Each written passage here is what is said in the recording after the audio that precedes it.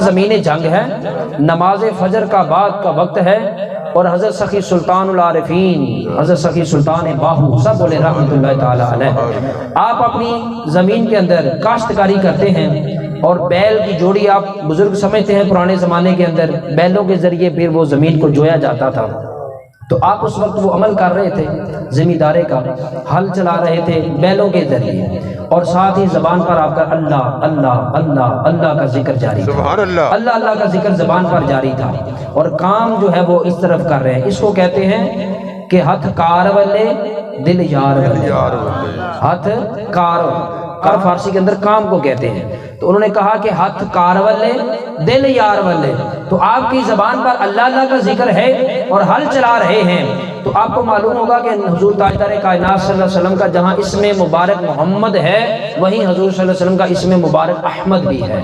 حضرت عیسیٰ علیہ السلام نے کہا سورۃ الصف کے اندر وَمُبَشِّرًا بِرَسُولٍ یَأْتِی مِن بَعْدِی اسْمُهُ احمد، فرمایا کہ میرے پاس شانوں والا رسول آنے والا ہے جن کا نام احمد ہے۔ تو حضرت سخی سلطان باہو رحمۃ اللہ تعالی جنگ کی سرزمین ہل چلا رہے ہیں، ایک قافلہ گزرتا ہے، وہ راستہ بھٹک جاتا ہے۔ اب آپ نے بات ذہن میں رکھنی ہے کہ مرکز کے ساتھ تعلق جڑا ہوا ہو، کمپس کا کام ہوتا ہے مرکز کی طرف جوڑ دینا، تو اللہ کا ہر ولی مکین گنبد خضرا کو اپنا مرکز سمجھتا ہے اور اسی کے ساتھ جڑا ہوا ہوتا ہے۔ وہ قافلہ گزرا، انہوں نے کہا کہ بابا جی السلام علیکم۔ وعلیکم السلام جی، اسی جی احمد پور جانا ہے۔ کتنے جانا ہے؟ احمد پور، تے رستہ بھول گئے ہیں۔ ابھی میں نے آپ کو بتایا نا کہ حضور کا جہاں نام محمد ہے وہیں حضور کا نام مبارک احمد بھی ہے، پر جب پوچھا لوگوں نے کہ احمد پور جاننا ہے، تو آپ نے پوچھا کہ صرف راستہ ہی دیکھنا ہے یا منزل بھی دیکھنی ہے؟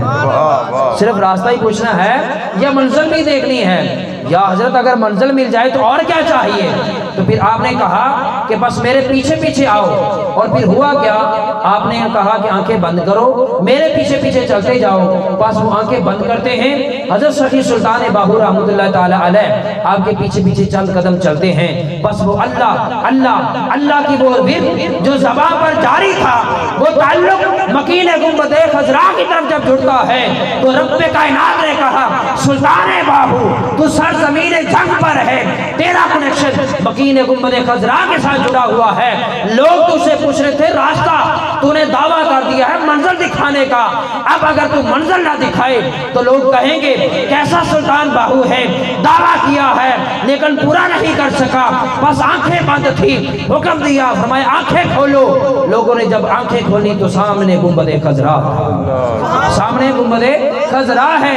لوگوں نے کہا کہ یا حضرت یہ کیا ہے؟ فرمایا ہم تو بس اسی احمد کو جانتے ہیں، ہم تو اسی احمد کو جانتے ہیں، تم پتہ نہیں کس احمد کی بات کرتے ہو، ہم تو اسی احمد کو جانتے ہیں۔ بس انہوں نے جب دیکھا تو لرزتے ہیں، کانپ جاتے ہیں، دست بوسی کر کے قدموں میں پڑ جاتے ہیں، کہتے ہیں یا حضرت جس کو یہ منزل مل جائے اسے اور کیا چاہیے، اسے اور کیا چاہیے؟ تو فرمایا کہ اللہ والوں کا قطب نما، اللہ والوں کا کمپس، اللہ والوں کا مرکز مکین گنبد خضرا ہے۔